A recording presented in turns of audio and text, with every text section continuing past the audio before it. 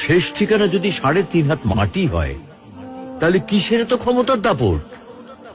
ভোর 5টায় মৃত্যু, সকাল 6টায় জানিয়ে দেওয়া হবে মাইকে, 8টায় শেষ গোসল করানো হবে, 9টায় তোমাকে নতুন কাপড়ে সাজানো হবে, জোহরের নামাজের পরে তোমার আলিশান বাড়ি থেকে বের করে নিয়ে যাওয়া হবে, 2টায় তোমার জানাজার নামাজ পড়ানো হবে, 2:30টায় তোমাকে কবরে নামিয়ে ফেলা হবে।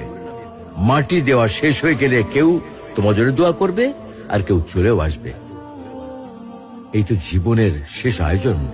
তো কিসের তো অহংকার, কিসের তো ক্ষমতার দাপট? হ্যাঁ, ক্ষমতা কারোর জন্য চিরস্থায়ী নয়। অন্যায় ভাবে কাউকে ঠকালে একদিন ঠিক নিজেকেও ঠকতে হবে, এটাই নিয়ম। হ্যাঁ, এটাই নিয়ম। ভোরের সূর্যোদয়ের আলোতে যে পৃথিবী আলোকিত হয়, সন্ধ্যার সূর্যাস্তে তা আবার হারিয়ে যেত দেখি। অসত্য দিয়ে সত্যকে কখনো ঢেকে রাখা যায় না। প্রকৃতি বড়ই নির্মম। কবে, কখন, কোথায় কার উপর আঘাত হানে তা একমাত্র উপরওয়ালাই ভালো বলতে পারেন। অহংকার আর দাম্ভিকতা পতনের লক্ষণ, তাই অহংকারী না হয়ে সহনশীল হন। ক্ষণস্থায়ী এই দুনিয়ায় কেউ চিরস্থায়ী নয়।